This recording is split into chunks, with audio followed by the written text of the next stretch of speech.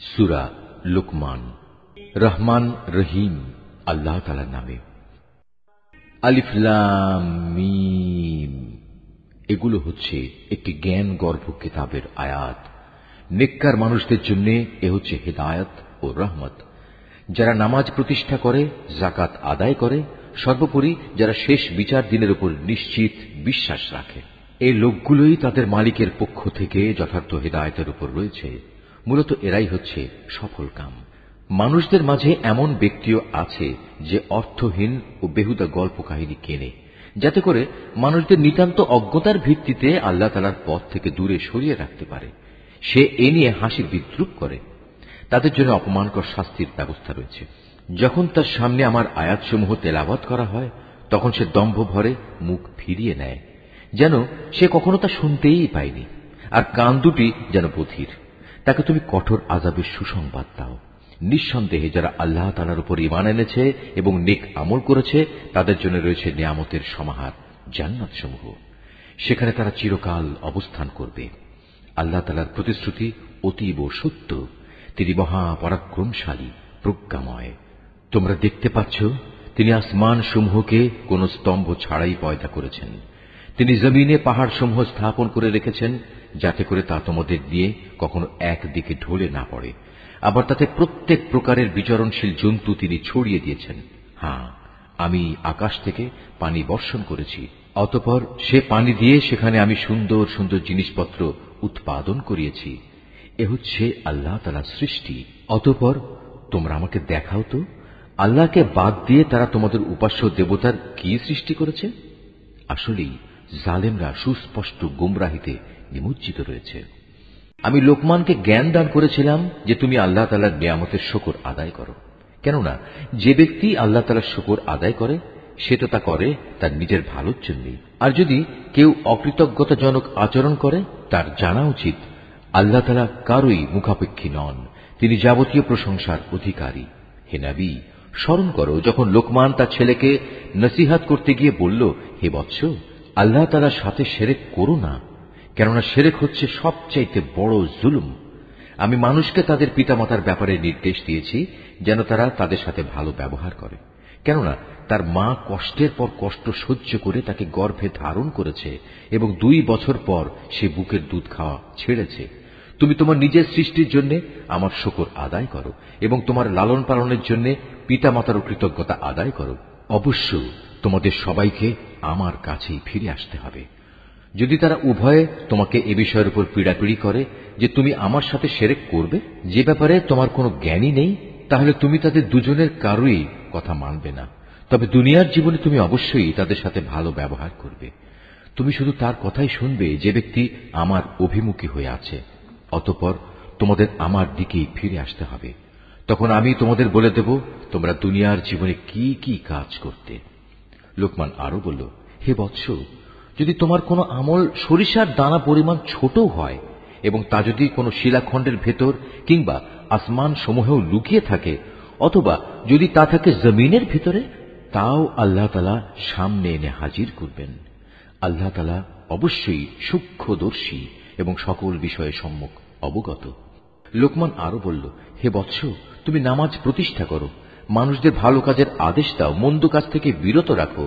তোমার উপর কোনো বিপদ মুসিবত এসে পড়লে তার উপর ধৈর্য ধারণ করো। বিপদে ধৈর্য ধারণ করার এ কাজ নিঃসন্দেহে একটি বড় সাহসিকতাপূর্ণ কাজ।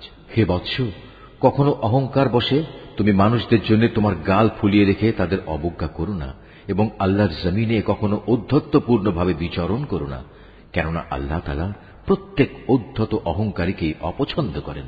হে বৎস, জমিনে চলার সময় তুমি মধ্যম পন্থা অবলম্বন করো, তোমার কণ্ঠস্বর নিচু করো, কেননা সব আওয়াজের মধ্যে সবচাইতে অপ্রীতিকর আওয়াজ হচ্ছে গাধার আওয়াজ। তোমরা কি একথা কখনো চিন্তা করে দেখোনি? যা কিছু আসমান সমূহে রয়েছে, যা কিছু রয়েছে জমিনের মধ্যে, আল্লাহ তাআলা তা তোমাদের অধীন করে রেখেছেন এবং তোমাদের উপর তিনি তার দেখা অদেখা যাবতীয় নিয়ামত পূর্ণ করে দিয়েছেন। কিন্তু এ সত্ত্বেও মানুষের মাঝে কিছু এমন আছে যারা আল্লাহ তাআলা সম্পর্কে অর্থহীন তর্ক করে। তাদের কাছে না আছে তর্ক করার মতো কোনো জ্ঞান, না আছে কোনো দীপ্তিমান গ্রন্থ। আর যখন তাদের বলা হয় আল্লাহ তাআলা যা কিছু নাজিল করেছেন তোমরা তার অনুসরণ করো। তখন তারা বলে, আমরা কেবল সে বস্তুরই অনুসরণ করব যার উপর আমরা আমাদের বাপ দাদাদের পেয়েছি। কিন্তু শয়তান যদি তাদের বাপ দাদাদের জাহান্নামের আযাবের দিকে ডাকতে থাকে, তাহলেও কি এরা তাদের অনুসরণ করবে? যদি কোনো ব্যক্তি সৎ কর্মশীল হয়ে আল্লাহ তাআলার কাজে নিজেকে সম্পূর্ণ সঁপে দেয়, তাহলে সে যেন মনে করে এর দ্বারা একটা মজবুত হাতল ধরেছে। কেননা যাবতীয় কাজকর্মের চূড়ান্ত পরিণাম আল্লাহ তাআলার কাছে। যদি কেউ কুফরি করে, তবে তার কুফরি যেন হে নবী তোমাকে দুশ্চিন্তাগ্রস্ত না করে, কারণ তাদের তো আমার কাছেই ফিরে আসতে হবে। অতঃপর আমি তাদের বলে দেব দুনিয়ায় তারা কি আমল করে এসেছে। অবশ্যই আল্লাহ তাআলা মানুষের অন্তরে যা কিছু লুকায়িত আছে সে ব্যাপারে সম্যক অবগত রয়েছেন। আমি তাদের স্বল্প সময়ের জন্য কিছু জীবনোপকরণ দিয়ে রাখব, অতঃপর আমি তাদের কঠিন আযাবের দিকে টেনে নিয়ে যাব। তুমি যদি তাদের জিজ্ঞেস করো আসমান সমূহ ও জমিন কে পয়দা করেছে, তারা অবশ্যই বলবে, হ্যাঁ, আল্লাহ তাআলাই সৃষ্টি করেছেন। তুমি বলো, সমস্ত প্রশংসা আল্লাহ তাআলার জন্য।